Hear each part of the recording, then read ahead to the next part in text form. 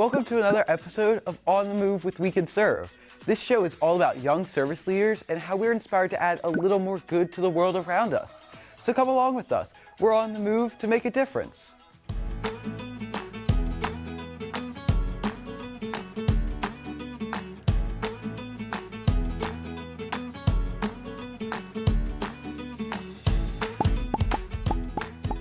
Simple doesn't have to mean bland, especially not in the kitchen. So today, we're gonna make one of my favorite dishes, one skillet apple cider chicken. It is super nutritious and easy to make. Man, it's so delicious. I love it so much. First, we have to wash up. That is one of the most important parts in food prep. Gotta scrub really well, get between the fingers, and then your hands are all clean and ready to start cooking. Here are the ingredients you'll need for one skillet apple cider chicken. We have our spices, 1 teaspoon of salt, half a teaspoon of coriander, and half a teaspoon of nutmeg, half a teaspoon of cinnamon, half a teaspoon of dried thyme leaves, and 1/4 teaspoon of ground black pepper. And then of course, we have our chicken. These chicken thighs are super easy to cook, and they're skinless and boneless, so they have less fat. And over here, we have 1/3 cup of chopped shallots. You could also use an onion. They're both the same in this recipe.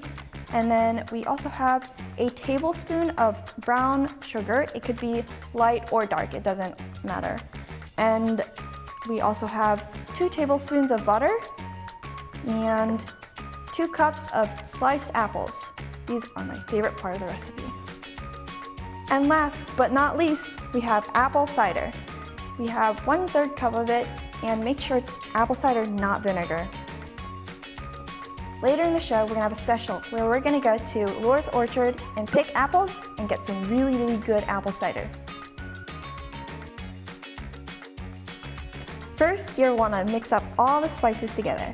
And then you're going to sprinkle a little bit of spices on each side of the chicken. So first, I'm doing the top and then flip it over. Here we go.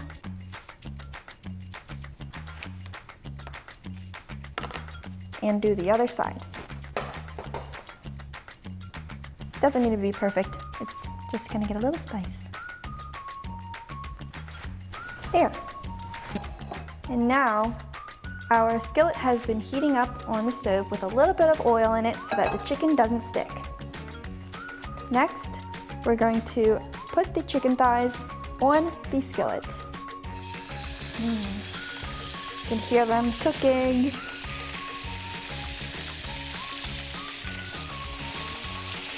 You want to cook the chicken on one side for 5 minutes and then flip them over and cook for another 5 minutes. Be careful near the stove because the grease is popping everywhere. You don't want to get burned. And never leave a stove unattended. I can smell the spices cooking with the chicken. It smells good already. Smells like fall. If it's really sputtering, you can always turn down your heat a little bit. Now, after about 5 minutes, you're gonna wanna flip your chicken and cook it again for another 5 minutes on the other side. Whoa. The smell of the chicken is filling the whole kitchen. Man, it smells delicious.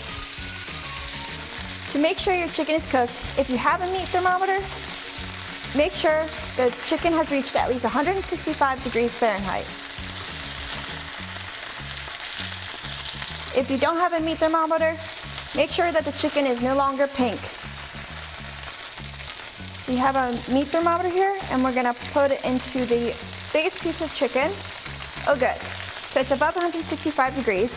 And now we can put the chicken on a plate. But you don't wanna put it too far because we're going to put it back onto the pan in a little bit. And now we want to melt our butter. So we're gonna put it on the pan. There's no need to wipe the pan because it's all the flavors of the chicken that we're gonna need.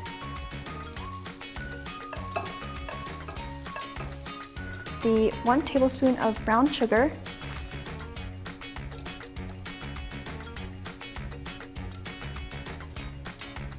And let it melt into the butter and then combine it so that it distributes evenly. I'm gonna turn the stove on to simmer now because we don't want it as high as we had it for the chicken. But we still want a little bit of heat. After adding your brown sugar, you can add the shallots and your apple slices. Just put them right on. You will also need a little pinch of salt. So we're gonna grab a little pinch and just sprinkle it over. Let this cook for a little bit until the apples have softened. Once your apples have started to soften, you can now add the apple cider, my favorite part. You're gonna cook all of this together until the sauce starts to thicken. Again, you can stir occasionally, but you don't need to fool around with it too much. And you'll want to let this cook for about 5 minutes. And by that time, it should start to thicken. Our sauce is nice and thick. So now we're going to add the chicken back into the sauce.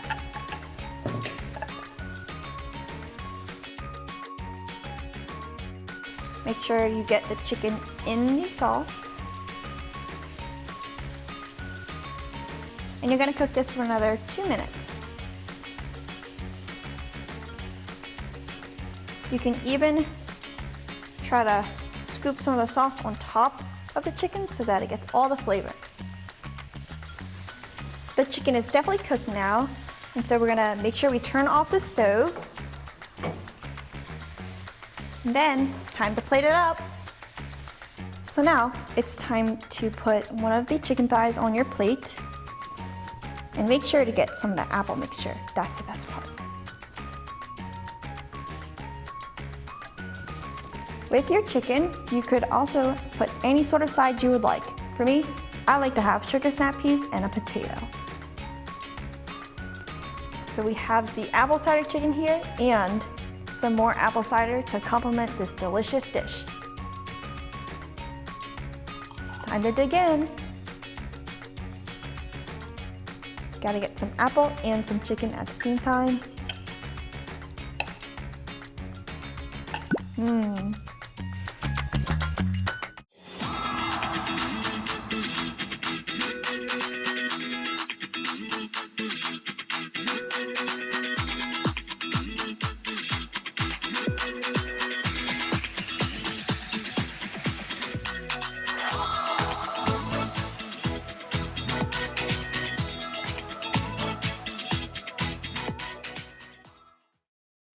Apples are one of my favorite foods.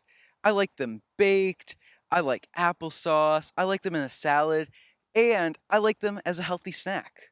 And who can resist a big piece of apple pie? I even like to drink apples. Yep, I love apple cider.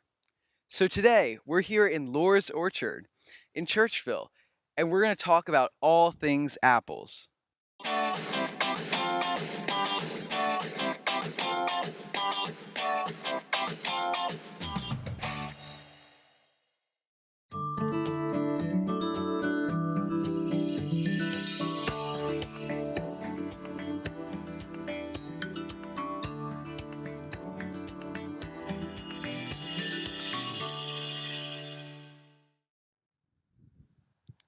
It looks like Daryl is harvesting some apples, so let's see what we can find out. Hi, Zach. Welcome to Laura's Orchard. Would you like an apple? I am not going to refuse. This is really nice. So what kind of apple even is this? This is an Ida Red. It's a semi-sweet apple, all-purpose apple, good for baking, cider, and eating. That's really good to know, and I love apples, so I'll make sure to keep that in mind. How did you get into the apple picking business? Well, when I married my wife, I came into the business about 20 years ago, and the rest is history. Well, that's good to know, and I know that you have so many different types of apples here. So I was wondering if we can go to your farm market and check out all the apples and what they're best used for. Sure, let's go. All right, let's go.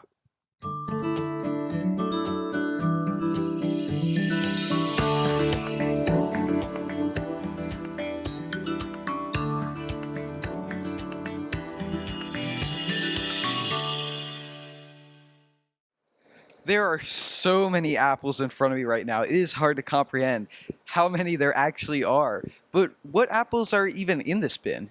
Okay, we have 5 different varieties in this bin. This is an Ida Red. This is a semi-tart apple. We have a Golden Delicious, which is a sweet apple. And then we have the Stamen, which is a tart apple. And we have a Grimes Golden, which is tart. And we have a Red Delicious, which is a sweet apple. And which apples would you say are kind of best for eating or cooking, or what are they best for? Okay, well, your Golden Delicious would be a good eating apple. It's a sweet apple. The Stamen would be good for baking. Let's see, and the Ida Red is also a good baking apple. If you like tart apples, they're good to eat too. And I know you guys also sell cider here. So how does that process work? Okay, we use a blend of apples. This would be like our blend of apples right now at this time of the year that we're using for the cider. It's you have a sweet and tart mix. And how does the processing process work? Okay, the first step is we take the apples and we dump them in the bin hopper, and then they go from there, they go into a water flume, and they're floated up to the conveyor. Conveyor runs them up to a washer and a brusher, and they go through that. And then they come through and we visually inspect. We have a person stand there visually inspecting for any rotten apples, take them out. And then it goes up the conveyor into the hammer mill where the apples are ground into almost like a apple sauce. And it's pumped from there over to the press. And we have a rack and cloth press. And we fill each cloth with the ground apple. And then we go up 16 racks high. And then we press it for about a half an hour, and then the cider runs into the cooling tanks. Then once it's into the cooling tanks, we'll take it from there, run it through our pasteurizer, which heats it up to like 163, and when it comes out, it will be 38 to 35 degrees. From the pasteurizer tank, it goes to the jugger, and from the jugger, we put it in the jugs, and this is our final product.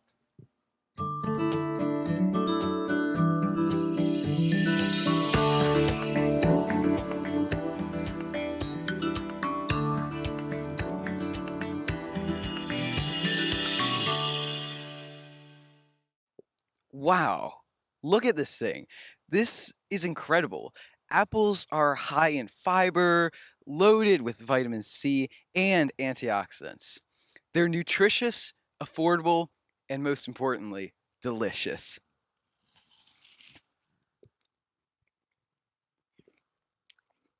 That is so good.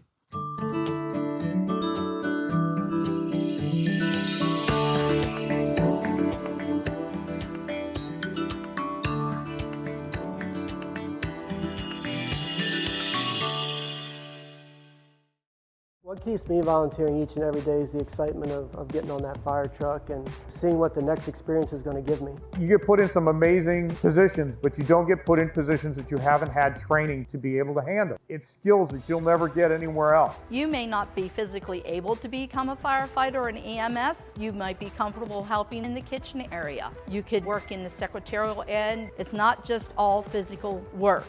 Come join Harford County Volunteer Fire and EMS today.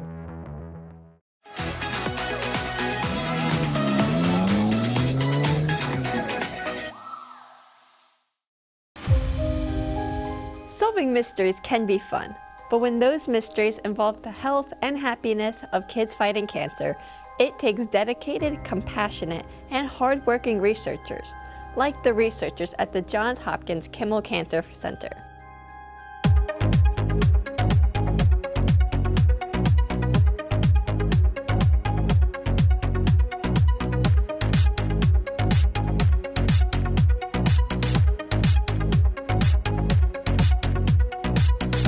Hi, I'm Dr. Patience Odenide, and I'm a physician scientist here at the Johns Hopkins Kimmel Cancer Center. My specialty, or my focus in research, is trying to develop more effective treatments for kids with cancer, especially treatments for some of the really tough cancers that hang on or resist our traditional cancer treatments. As a doctor, I care for young patients with cancer, many of them with solid tumors who receive standard chemotherapy treatment. Many of them are cured, but others aren't. And I wanted to understand why. I wanted to develop more effective treatments for these kids, many of whom were in terrible pain and many who died. In research, we do something called a clinical trial. That means if we have a hunch that a certain drug or treatment is showing some promise as an effective treatment, we test it in a limited number of patients, and we look very carefully at the results. We share the results so that other researchers can take a look and give their thoughts and opinions, or maybe share some of their research to develop this idea even further. I noticed that one anti-cancer drug, its name is really hard to pronounce, but it's called tipifarnib, was producing responses in pediatric solid tumors containing certain genetic mutations in the gene RAS. After testing this in a clinical trial, my research team and I found that some tumors responded to this drug. Now we're taking this concept even further. We're looking into ways this drug can be used to treat other kids with cancer. One thing I love about research is it's all about discovery, and it's about collaboration.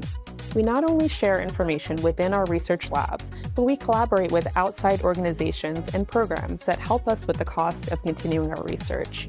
Organizations like the Children's Cancer Foundation. The Children's Cancer Foundation has been around for 40 years. Primarily, we invest in research, facilities, and programs that advance the treatment and cures for pediatric cancer. We believe that investing in researchers makes all the difference. For the child who's learning today that they have cancer, for their family who's just processing this information, knowing that there is research that will advance treatments and cures for that family is what makes a difference to us, and the reason why we invest in research. That's what makes a difference, and that's what gives us all hope. I never intended to go into research, but I'm curious by nature and was fascinated by the whole process of taking an idea, sometimes only a hunch, and following it around to see where it might go and what it might do. But it's not only any idea. There has to be a good reason for suspecting that a certain treatment regimen could work in a certain cancer or illness.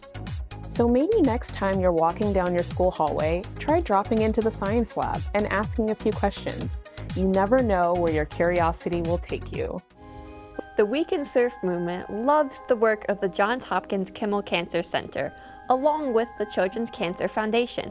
And they love our support, so much so that they gave the Children's Cancer Foundation honored our founder, Grace Callwood, with their 2024 Hero Award. We are so proud of Grace and so grateful for the work that the Children's Cancer Foundation does to improve the health and happiness of kids with cancer.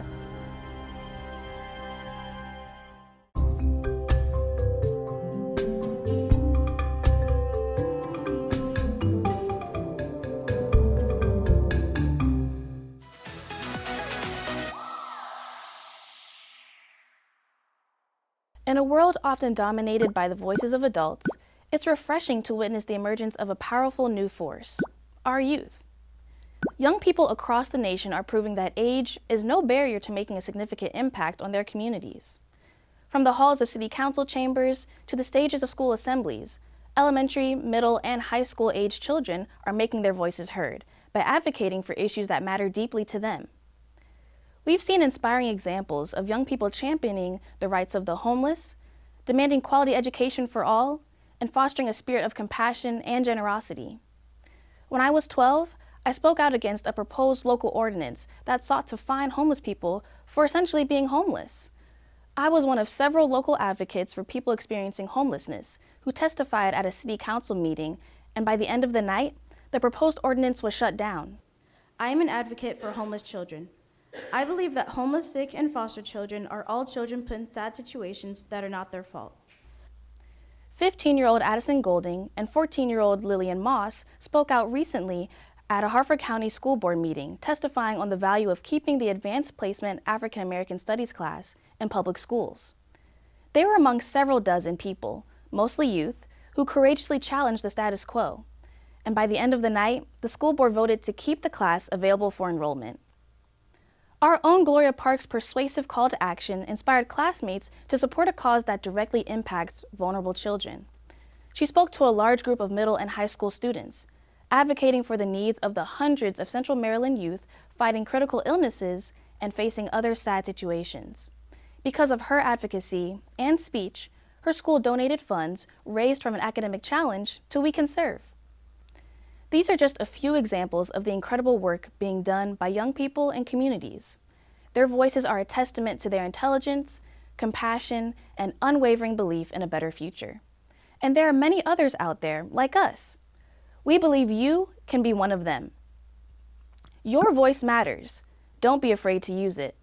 Whether it's a local issue that concerns you or a global challenge that keeps you up at night, there is a platform for your voice. So use it. There's no age limit on service, and you're never too young to make a difference. Wow, we did it! We set a goal to raise $3,000 in 60 days. But guess what? We more than doubled that amount, and money is still coming in. We had so much fun at our Autobell car wash, eating delicious dinners at And Pizza and Chipotle, and enjoying key lime pie ice cream at Broomswim Dairy. We even got a chance to work out at the Arena Club, another fundraising sponsor. Because of you, children fighting cancer know they've got a ton of people in their corner, ready to do what we can to bring a little bit of happiness to them while they face the fight of their lives. So thank you for supporting our fundraiser campaign. I've had the incredible opportunity to travel internationally with my parents and sister. These experiences have been amazing. I learned about different cultures, different traditions, and the challenges that people face all over the world. For We Cancerve's latest project, I was excited to visit Kenya, East Africa. Well, kind of. I visited the African continent in a single day, right from a house in Maryland. Hello. Say your name. Over a video call, the We Cancerve team got to meet a house mother and 30 children who live at the Achego Children's Home. And how far away is the school for the children? Lord, allow me to maybe show you. It's a place of 2 minutes walk, I suppose. I'm walking, yes? Then you'll be able to see the school. We Cancerve's work with Achego began in 2014, so it feels good to be in touch with them again. We spent 20 minutes talking to them, seeing where they attend school and church, and where they sleep and eat. It was something really cool just to see the place where they live and kind of comprehend that, like, they're showing us this is their daily lives. This is what they're doing every single day. And at the same time, they're seeing us and we're across the globe from each other, which is just, it was something really wild to think that this is happening at the same time, but they're on a completely different continent. Yeah, I thought it was really cool how, like, we're the same, like, we do the same thing, like, we both play, we both like books, we both like games, we both do sports, but, like, our lives are so different. We're so used to, like, our lives and stuff, you know, like, I've never been to Africa. I thought it was really cool to see people from my home continent, so. I feel like I learned a lot of perspective, seeing something across the world, seeing different from our lives, just seeing how it's so different, but also so similar in the same way. And it was really beautiful just to see all of their faces, to hear from them, see their excitement and their gratitude. It was so beautiful. I love being in conversation with them and also learning that some of the things that they have want is for books as well as Bibles and even bedding. And I think that that is so crucial because it shows not only just how much they focus on school and education and building themselves, but really that those are things that we often take for granted. And so we were able to ask them for a wish list and see what we can do in addition to the clothes that we'll be donating later on in November with the help of Mr. Abuto. Today was lovely. It was so beautiful to see all their faces, and I can't wait to see where this partnership goes. Thanks to donations from amazing sponsors, We Cancerve sorted and packaged fashionable clothes that the children will love. A highlight of our time was experiencing Kenyan culture, starting with the food. Another delicacy is samosas, and as you'll see, they're basically little patties filled with meat, and you'll see it's beef and onions, and depending on how spicy you want it, you can put in some peppers as well. And a lot of this came with a lot of Indian influence when the Indians came to Kenya to build the railroad. They brought some of their influence, their food, and so you'll see that this is a really popular meal. We also learned Kiswahili words. Jina lako. Jina lako nani? Which means what's your name? And the next word is mrembo sana. Mrembo. M and R is almost together. Mrembo. Mrembo sana. Very beautiful. The next word is pesa. Pesa. This is an important word. Can you say that? Pesa. Pesa. Money. This is important. Pesa. Money. Jina lako nani? What is your name? Good. Yay! One day, I hope to visit them in Kenya. But until then, I'm really looking forward to starting a We Cancerve pen pal project with them.